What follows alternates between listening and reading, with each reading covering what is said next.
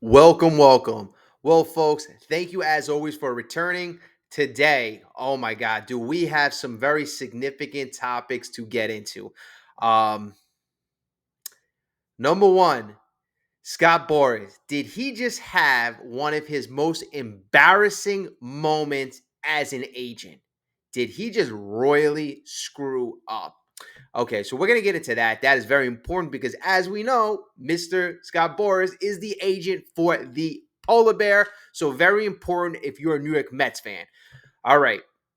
Also, we're going to talk about an update on Roki Sasaki. And last but not least, stay tuned because we are going to give you your Alex Bregman update from the insiders, the latest updates from the MLB insiders. All right. So let's get started off right. Let's get these videos started off right. As always, smash that like button. I appreciate all the great excellent commentary. So again, feel free to drop the comments. I love reading that, and I know you all love the feedback from each other and one another. So keep them coming.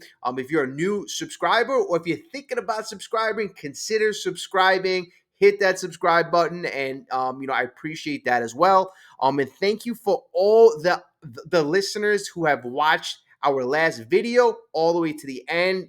I want to give you a shout out at the end of this video. So please stay tuned. Thank you. You know who you are. I appreciate that as well. All right. So let's get into, we'll talk about Roki Sasaki first. Then we will talk about Scott Boras and Pete Alonso. And then we will talk about Mr. Bregman. All right. So the first update is about Sasaki. Where will the Japanese sensation Roki Sasaki go? Where will he go? Okay, so Roki Sasaki obviously has the potential to be the best free agent acquisition this offseason, but he also has the potential to be one of the best pitchers in all of baseball, a 23-year-old phenom who has elite pitches, fastball, splitter, slider, three plus pitches. The fastball's elite. The splitter is plus plus, and then he's got a very good slider, but his mental makeup is what really puts him apart besides his tools. So Roki Sasaki, where does he go? Well, in recent reports, I would say the Dodgers have emerged as frontrunners. They really have. But Jim Bowden says no, he doesn't believe that the Dodgers are front runners. Obviously, many in the industry believe the Dodgers are, but Jim Bowden says that he thinks endorsement deals with Japanese companies are going to be important for him financially since he won't be eligible for arbitration for 3 years or won't be eligible for free agency for 6 years. So in Los Angeles, he will be in the shadow of Shohei Ohtani and Yoshinobu Yamamoto, lessening his endorsement ceiling. And also, Jim Bowden goes, there are other reasons why the Dodgers do not make sense. Now, let's really kind of unpack that because this is what I said about a month ago for one of the negatives of the Dodgers. Endorsements was actually came out by Wolf, the agent of Sasaki, and Wolf said that endorsement opportunities where he goes would be a big deciding factor. And I said, well, if you're a company and you're looking for a player, who are you going to go to? Shohei Ohtani, obviously one of the best legendary players in the sport. Then you got another already proven pitcher in Yamamoto. And then you got other players in the market who are superstars like Mookie Betts, Freddie Freeman. The list really goes on and on with the Dodgers. Okay, so that is one of the issues that we identified long ago, that the endorsement opportunities wouldn't be so high, even though it's Los Angeles, but those opportunities would go divvied out into other players. Number two, and this is not Bowden, this is me, but Bowden states other reasons, so I'm going to kind of, try to figure out what he may be thinking. All right, so we know the agent of Sasaki also mentioned that Sasaki is a guy who likes a challenge, who likes to be challenged. Now, if you're somebody who is worried about your legacy, and you're somebody who is associated with looking for a challenge, no way could you go to the Dodgers. There is no way can you utterly think about going to the Dodgers, who, first of all, already won last year. They already won the World Series last year. They already won the World Series in 2020. So, I mean, they're already looking to be a dynasty as they stand right now. Now you're going to go there, and they already have a full rotation of 7, 8 men deep. I mean, what do you want to go there? Be the ninth starter, the sixth or seventh superstar? I mean, honestly, it's almost laughable at this point. So this is why my thinking with the Dodgers was eliminating them long ago. So who does Jim Bowden look at as the front runners? Okay, so Jim Bowden goes on to say that his favorite player growing up was Masahiro Tanaka, which would leave me to guess he was at least somewhat of a Yankees fan.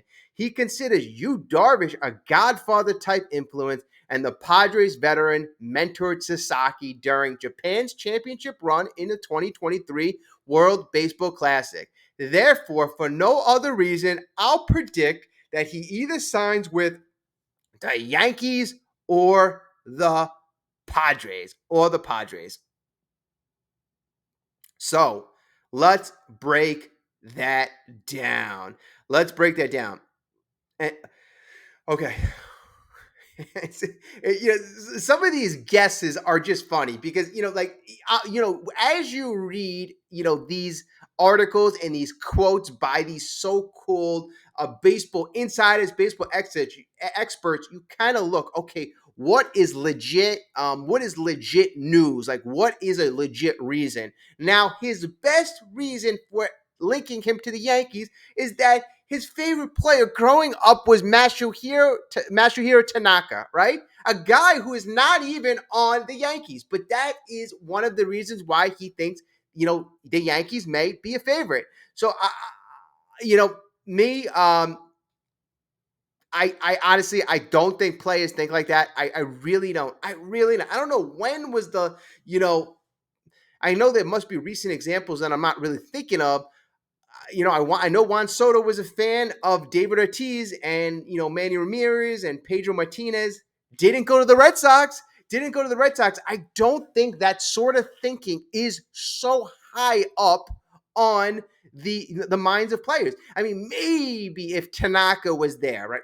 Maybe, but again, I don't even think that's the case, right? I really don't think that's the case. So New York, and it's interesting. He didn't put the Mets. The Yankees are in the same market as the Mets, and you don't include the Mets. And the Mets have a current Japanese star on the team, right? So, I mean, the thinking is really kind of off the wall, but it just tells you that everybody is giving their best guess. Now, for the same reason that you're eliminating the Dodgers, right? You're eliminating the Dodgers. I think for more reasons than said. How I said about how you want to go to a place where there's a challenge, and that's why the Dodgers would be eliminated. I think that automatically eliminates a team like the Yankees, because the Yankees have been notorious winners, right? They have multiple superstars on the team already. Garrett Cole, they just signed, obviously, Max Fried. They have a bunch of pitchers. Their rotation is 6 men deep that they're paying a lot of money to. So I know they can always find a spot for Sasaki, but Sasaki, again, as a pitcher, would be the third or the fourth option as we start, right? The Yankees, over the last couple of years, I mean, really, like in terms of development, I don't think they've been as good as the Padres or as good as the Mets. I really don't. I mean, in the bullpen, they've done good. But a lot of the players, I'm just, Rodon, like, have they developed Rodon? I mean, has he taken it to the next level? No. In fact, he's one of the reasons why they had to go out and spend more money. more money. Michael King, when Michael King was with the Yankees, he was very good, but when he went to the Padres, he became to that next level pitcher. So in terms of development, I think again you would have to put that to the Mets to column. So if you compare just the Yankees to the Mets, okay, so the Mets have a Japanese guy who's already established who can, kind of help out Sasaki, be accustomed and really, really, integrate him into the MLB game and how things work. It's very easy when you have a fellow countryman. It's got to make things so much easier. All right, number two, the challenge thing. The Mets, it's going to present no bigger challenge than winning with the New York Mets. And the Mets, even though they haven't won in the past, they have all the resources and they have the right ownership right now. You compare that situation with the Yankees in terms of stability. Aaron Judge, he's getting older, so that's their superstar. Mets superstar, Juan Soto, much younger, in stable situation and not as stable. Now you go to the coach, Aaron Boone. He's rumored every single year to potentially be gone. Brian Cashman, every single year to potentially be gone. Now with the Mets, Juan Soto, a young superstar who's going to be here for the next 15 years. Stable situation. You have Stearns, a very young GM slash president, a guy who's going to be here for the next 10 to 15 years. Carlos Mendoza, a young, successful manager, a guy who's going to be here for the next 10, 15 years. Jeremy Hefner, very important, a young, a very successful pitching coach, a guy who's going to be here for the next 10, 15 years, God willing, with all these situations. But you have a very stable situation, and then you have all the endorsement opportunities in the world. I mean, any Japanese company that is looking for an endorsement in the New York market, you're going right to Sasaki. I mean, you're not going to look at Sanga. I mean, it's just not going to be close. It's really not going to be close. So, I mean, I think that the Mets have everything. Now, I would normally had the San Diego Padres as my number one potential threat, right? I mean, you could still have them as a threat, but I think in the last 3 or 4 days, there has been a lot of damage done because you will hear me mention that one word over and over and over and over. And do not underrate this because this is what players look for. Stability, stability, stability, stability, stability, right? And they do not like, a lot of people like a known quantity. They like to see things that are known. Question marks aren't good. Now, in the last couple of days, the Padres have presented a situation with much instability, and they have presented a situation with a million question marks. That situation going with Pete Seidler's wife and his brothers fighting over the different dynamics with the team. But the things that have come from it is, one of the scariest things is you heard the team may be relocating. You heard that in one news outlet come out that the team may think to relocate it. You already see the team, trying to cut payroll. You already see the team trying to trade away players. Luis Sarai was the latest guy looking to be traded. Other guys in the past, Dylan Cease, Michael King. I mean, what type of situation is that? I mean, you don't know if they're going to be in San Diego, number one. Number two, you don't know if they're going to decide to cut more payroll each and every year. What is the long-term plan? Who is going to be the long-term owners? So much questions with the Padres. What happens if Yu Darvish, a guy who's making a pretty significant salary, a guy who's going to be there for the next 4 years, but he's 38, 39, 40, 41. I mean, what happens when, they're in the middle of a battle and they want to cut payroll? If the brothers of Seidler get the team, they want to run it more like a business. They're like, we don't need a 39-year-old Yu Darvish who is declining. Trade him away. See if you can get a couple of young prospects. Then, if the only reason why Sasaki signed was because of Yu Darvish, that's not going to work out. That's not going to work out. So you have a very unstable situation, not stable situation in San Diego right now, which is why I think the New York Mets make more sense than anywhere else. You can eliminate every team based on what Josh Wolf, the agent of Sasaki, has said, and what Sasaki himself are looking for. The Mets, the New York Mets, our New York Mets, hit that like button, subscribe, because we present everything he's looking for. Now, I know, as of late, you've seen some MLB insiders saying that the Mets could be eliminated and that the Mets are pivoting elsewhere. Honestly, folks, may be true, may not. I'm not going to believe it until I see the Mets are eliminated. I'll give you this nugget why we can have some confidence, why we can have some faith. How many days in December, in November, did you hear the Mets weren't that team for Soto, that it was the Blue Jays, it was the Red Sox, it was the Yankees, it was the Dodgers? How many days did you hear that? I heard it probably 95% of the time. 95% of the time. So at the end of the day, it just tells us that the only two people who potentially know, probably only person who really knows is Sasaki. And is Sasaki communicating with these, MLB insiders in the States right now? I don't think so. I really don't think so. They are keeping it quiet. And the only person really relaying information is his agent. And the information that the agent has relayed has told me that the New York Mets are in the running. I mean, other teams aren't. I mean, put your chest out, Mets fan.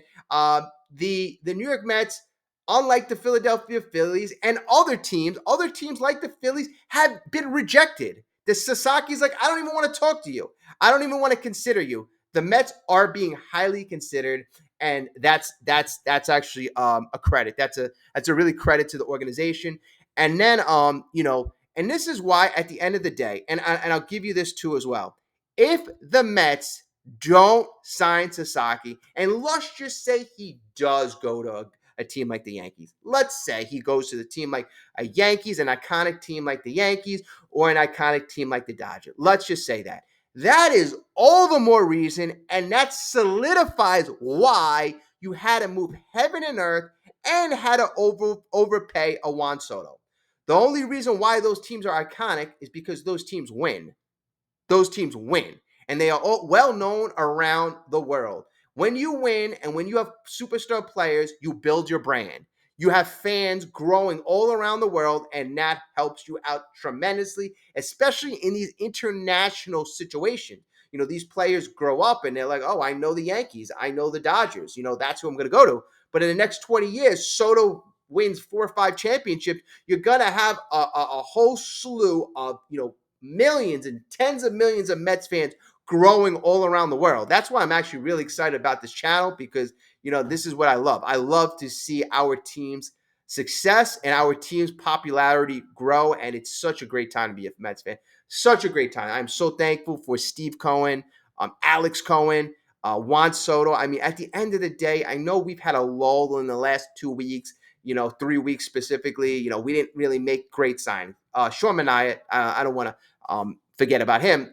A pretty decent signing, pretty solid signing, a guy that we know has been successful and that has, really grown strides in New York. So that was good. But still, we haven't had that next level type moves. I anticipate, based on Passan, and Jeff Passan, we said this in our last video, he has told us that Stearns is far from done. Far from done. Despite what people like Martino think. Martino's like, oh no, they're done with the starters. Martino's funny. Martino, if you give Martino an opportunity to like crap on the Mets, I mean, like he'll run through a friggin' wall to crap on the Mets. Last year, the Mets, a story came out by Martino. You think they're going to sign JD Martinez? No, the Mets only have $10 million more to spend, and they need another reliever, this and that. And of course, Martino was wrong. In the beginning of this year, you ask Martino, you think the Mets are going to sign Juan Soto? No, it's probably going to the Yankees. All right, again, you give Martino a chance to crap on the Mets, he will run through a freaking brick wall with a smile on his face and say, no. You think the Mets are getting another starting pitcher? No, no. So, I mean, it gives, I don't know why he continues to do that, because it really kind of sucks his credibility away. But whatever. Martino does Martino, and I know he likes to elicit emotional reactions from Mets fans. And I'll give him credit. He gets some things right too. But other things like this, guesses, estimations, it seems like he gets those wrong. All right. So let's get into the hot topic. The hot, steaming topic. And that is Scott Boras and Mr. Pete Alonso, the polar bear. What the hell is going on? What the hell is going on? So our last video talked about Pete Alonso, what kind of contract he was looking for, or what type of contract Boras was looking for the polar bear, right? And then it came out that the contract that they were looking for was a 9-year, $214 million contract that Prince Fielder got a very long time ago when he was 28 years old, like 15 years ago. I mean, not even a recent contract. It was very, very odd, this contract comparison. And then, this was really, this all started because Bob Nightingale, he was the one who wrote an article and he was the one who mentioned this contract comparison. So he put that out there. Everything went nuts. YouTube, Mets Twitter, Mets X, whatever. Every YouTuber, everybody on X, everybody ran with that nugget, and it blew our mind. It blew our minds, right? Now, the curious thing that happens is you look at the same article from Bob Nightingale and the same thing. You go to where he wrote that the comp that Scott Boras was looking for, and that was Prince Fielder. That section of the article is removed. And I'm like, wow. So then automatically I'm thinking two things. Number one, did Scott Boras tell Nightingale remove it because it was, number one, inaccurate, or number two, did he tell Nightingale to remove it because it was accurate, but the reason why he wanted to remove it was because it was embarrassing and it was damaging? And I'm going to go with option number two. I don't think Bob Nightingale put that in the article because it was false. I think he put it because it was true, but I think he removed it because it was damaging and it was embarrassing. The title of my last video was Scott Boras embarrasses the polar bear, embarrasses him. And, for this to come out at this part of the offseason is actually even more embarrassing because, I'm like, is he still looking for that amount? Is he still? He can't be. I mean, it makes no sense for him to be still looking for that. I mean, you scare away all the potential suitors, and then you're like, all right, who's coming back in? Who's going to give me my 9 years, $214 million for Pete? Come on. I know you guys don't jump all over each other. Who wants to pay for the polar bear? And then you hear crickets. Funny situation. Okay, so, obviously, Scott Boras looked very, very silly for about a 48-hour stretch. Now, he's not afraid to say these things that stand out, but that was extremely damaging, that comparison. It really was.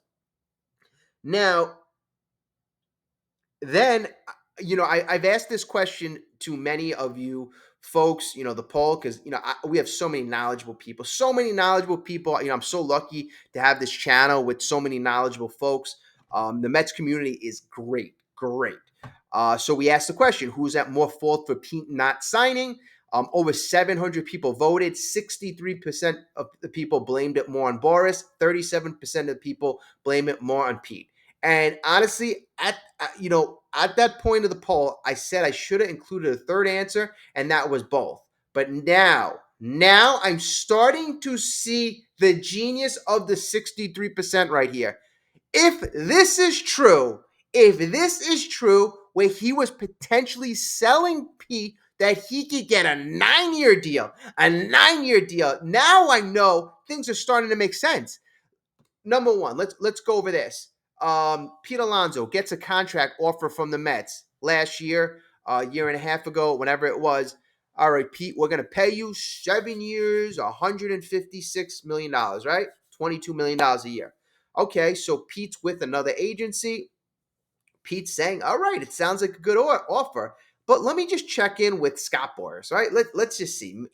Maybe I'm getting 160, 170, 180. Maybe I'm close.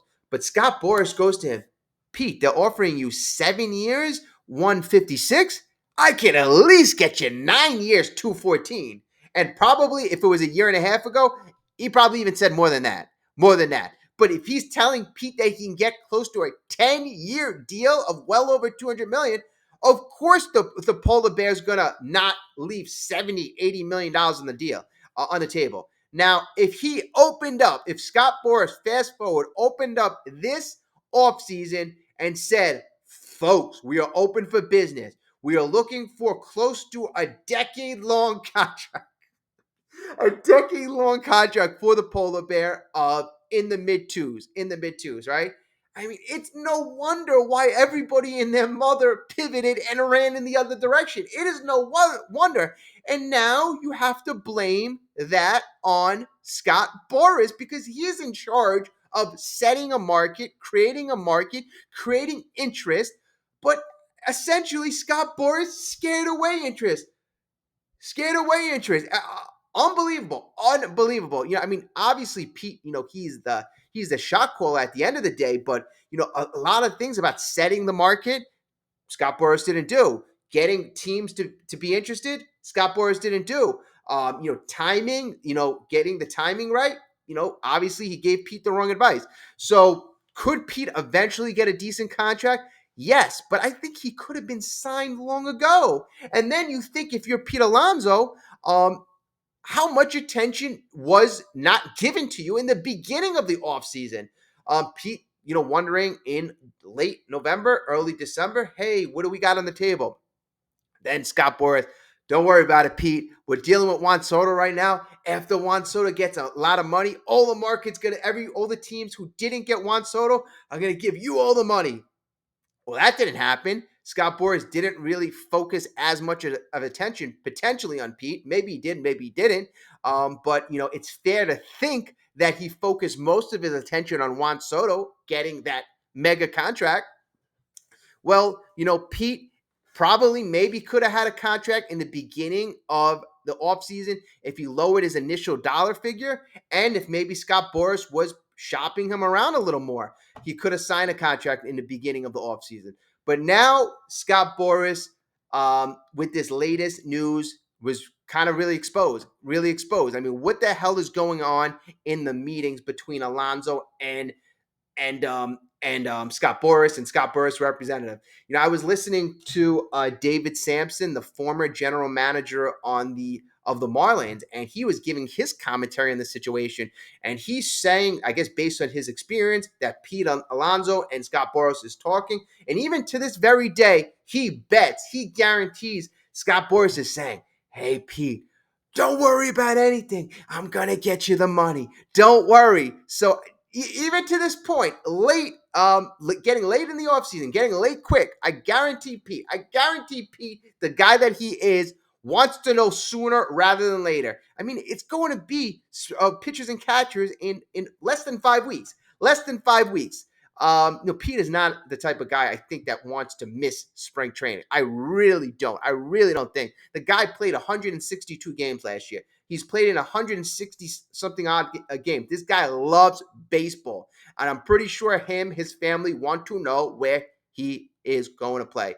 But if Scott Boras really played this thing out and didn't set the market and scared away all his teams and gave Pete bad advice, yes, Pete deserves some credibility or responsibility for certain things, but the advice he's gotten, I mean, I got to say, it has been off the wall wrong. So, all right, that's my opinion, and I think Scott Boras is in a predicament right now. He is in a predicament. He's got, after the core four last year, that fiasco, and it was a fiasco.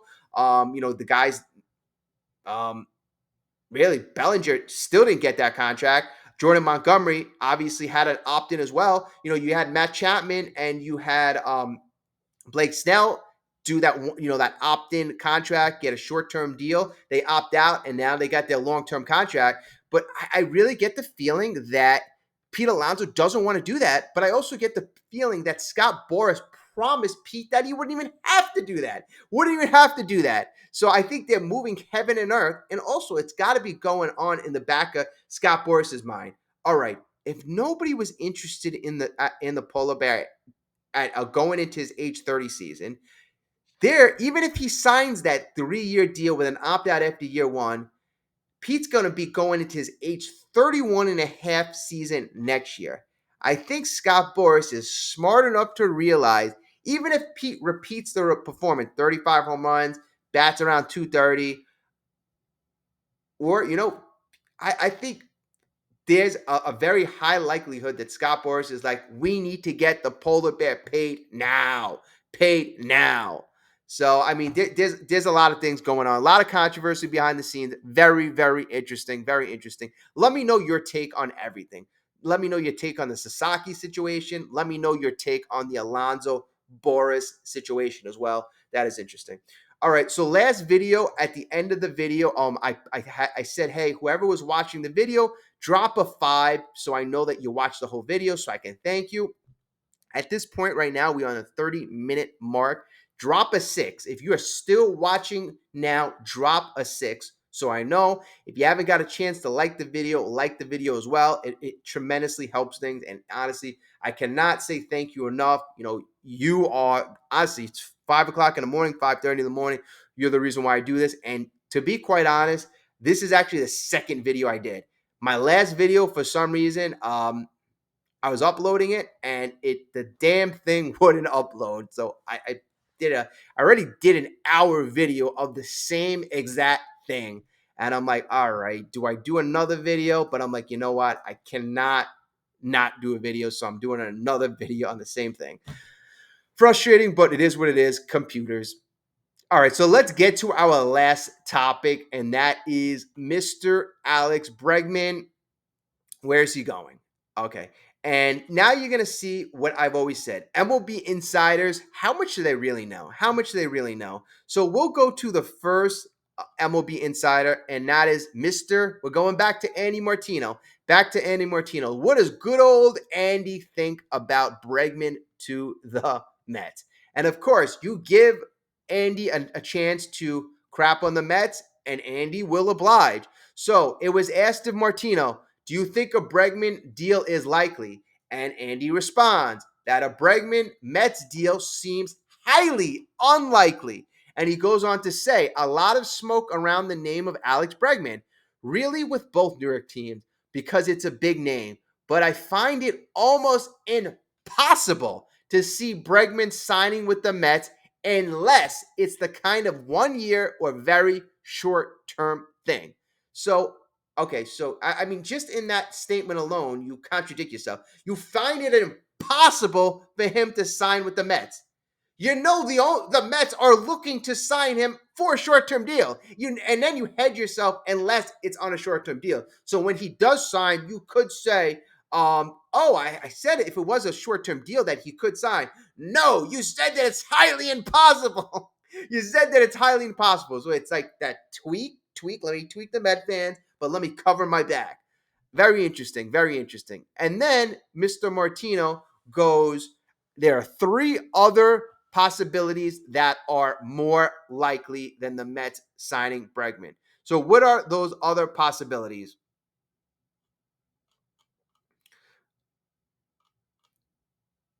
So the first possibility is a possibility that we have said over and over. The Mets, they don't feel pressure. David Stearns doesn't feel pressure because they have internal options, right? What they could do, they can always move a Mr. Mark Vientos to first base. They can always have Brett Beatty or Ronnie Mauricio play third, and that would solidify and all the positions in the infield. So they have in-house option number 1, right? So that is Andy Martino's first option. That is better. How's that better? I don't know. I'd rather get a guy who is a world champion. Andy Martino, funny guy. All right, number two option is to get a Jesse Winker or a Jurickson Profar. So Jesse Winker is what we had last year. So I'm looking to upgrade. Jurickson Profar, he's a little interesting, but he is also a little inconsistent, right? So I mean, is that a better alternative than Bregman? I think not. I think not. Now the third option that he puts out there that is a better option than Bregman is none other than trading for three-time batting champion Luis Arraez from San Diego. Right? So that's one option. And the other option is trading for Boston's Tristan Casas. So let's take one at a time. Luis Arraez is, he's interesting. He's an interesting guy. He's going to be 28 years old. He's already a three-time batting champion, right? He won the batting title in 2022, 2023, and 2024. So actually in 3 consecutive years, he has a lifetime batting average of 323. So, where could you potentially put him? So he's played first base, he's played second base, but he is traditionally known as a very bad fielder. Even if you put him at first base and you think it's not really going to hurt you, he's 5'10", right? Traditionally, you want a bigger guy, a bigger target at first base. Not that he can't play there. He has, not very well, but Pete Alonso's 6'3". He's 6'3". He saves balls in the dirt, saves balls up in the air. So, I think you want a guy who has a lot more defensive abilities. The thing about Luis Arraez is he's got an elite tool, the hit tool. He's a one-dimensional player, but he does it at an elite level. His WAR, a guy who is such a great elite hitter. Last year, his WAR was one. So he was responsible for potentially, the Padres winning one extra game. So, you really analyze that. And then you also analyze he's a guy who's been traded multiple times. He was traded to the Marlins, then traded to the Padres. Now the Padres want to get rid of him. So, there's a lot of question marks there. And do I see him as a better alternative than Bregman? No, I don't. Bregman's got a decent glove, a good glove, a gold glove, and he's a lot better, he's a lot better all-around player. So no way do I see him as a better option. Now, this is like one of the most curious options, and I guess these insiders throw stuff against the wall. Tristan Casas. So you say that the Mets should sign Bregman to a short-term deal, but Tristan Casas is, if you just trade for him, he's a very young player on the Boston Red Sox, a young first baseman, and that would really tell me that you're either giving up or looking to trade a guy like Ryan Clifford. Like, you would be investing in a Casas. He is 24 years old. Last year, 13 home runs, 32 RBIs, batted 241.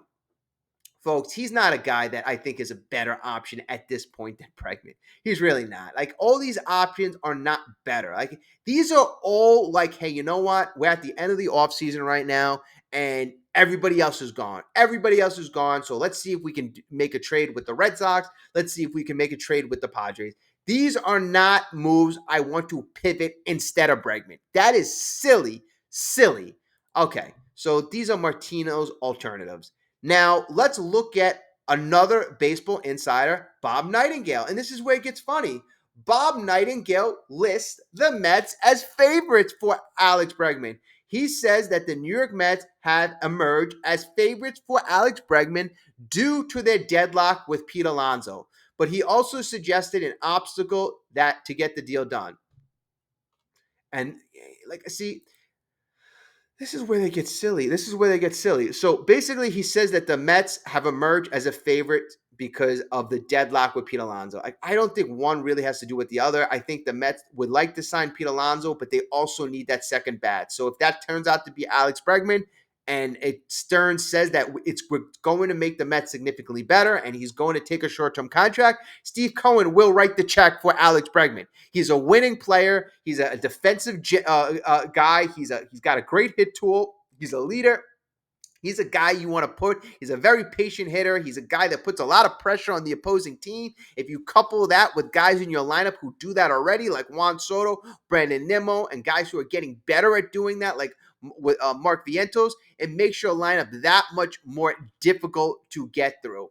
So, so that's Alex Bregman is better than all these other guys. Now, Bob Nightingale says that there is a bit of a problem. And this is what he goes. He goes, insider Bob Nightingale says that Nolan Arenado has agreed to waive his no trade clause from the Cardinals so that he can either play for the Mets or the Red Sox. So let me ask you this, folks. If the Mets are interested in Alex Bregman, even though Nolan Arenado said, I'll waive my no trade clause to play for the Mets, how the hell does that affect Alex Bregman? Alex Bregman is superior to Nolan Arenado. If the Mets deem Bregman as a guy who's potentially going to produce a positive outcome, why would they think a 34-year-old guy who's been declining would be a better option just because he said he'll play for the Mets? I mean, that's silly. I could see if the Red Sox were looking for Bregman and, Arenado said, no, I'll play for you, and then the Cardinals say, I'll eat most of Arenado's contract, maybe the Red Sox are saying, oh, you know what? That would be cheaper than the Bregman situation. We already have a Rafael Devers that which you're paying him a lot of money at third base.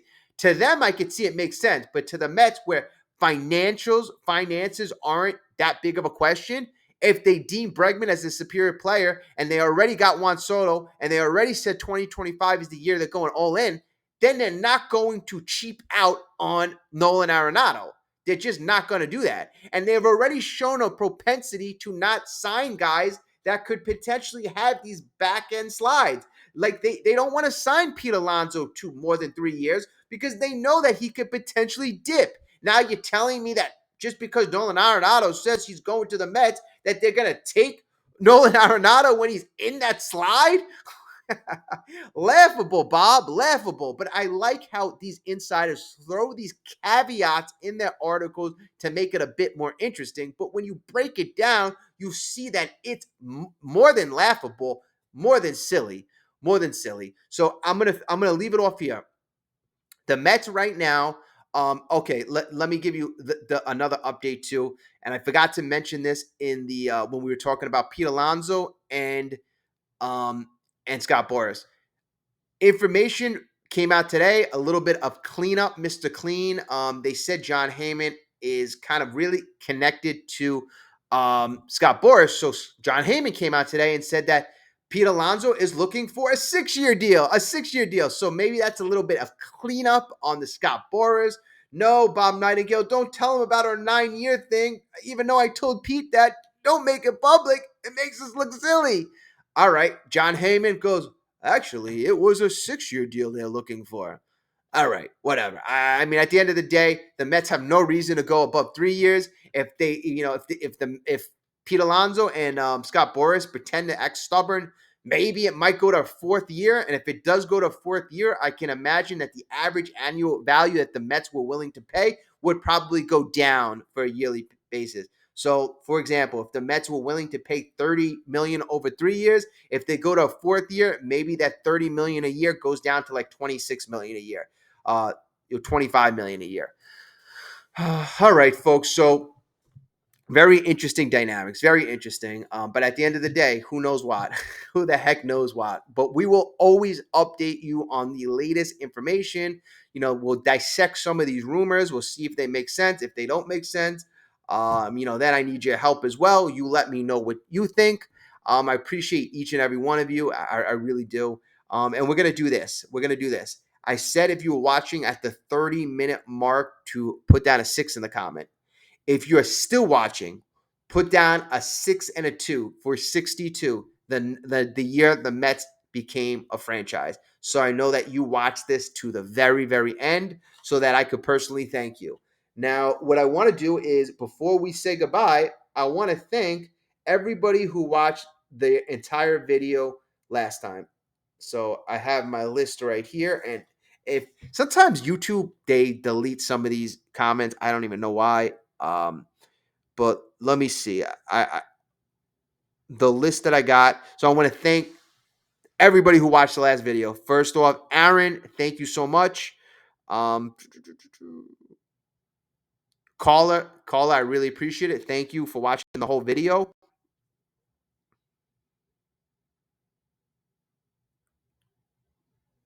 Lulu, again, I appreciate you. Thank you so much.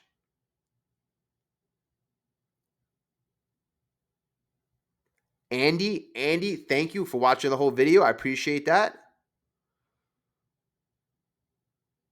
Dan the man. Dan, you mentioned that you watched the video several times. I really appreciate that as well. Thank you so much. Max, thank you. Thank you for watching the video. Doctor, thank you for watching the video as well. And I know some of you didn't, write the number, but I just like to personally thank you. And also, as a YouTube content creator, I think it helps out the algorithm when you have people watch longer. And then if I need to tweak things around, it lets me know. I really do appreciate each and every one of you helping me out. It really helps out. So drop a 62 next to your comment so I know. We'll go from there. So any of the latest news that comes out, I will let you know. I'm hoping this video uploads. As I mentioned, my last video didn't upload. This video is 45 minutes. The last video was about 50 minutes. So I wanted to make sure that I got you most of the same information. I think I did. Although this video is 3 minutes shorter or 4 minutes shorter, so I condensed it for you. All right, folks, have a great day. I think you got enough of me for one day, and I will speak to you very, very soon.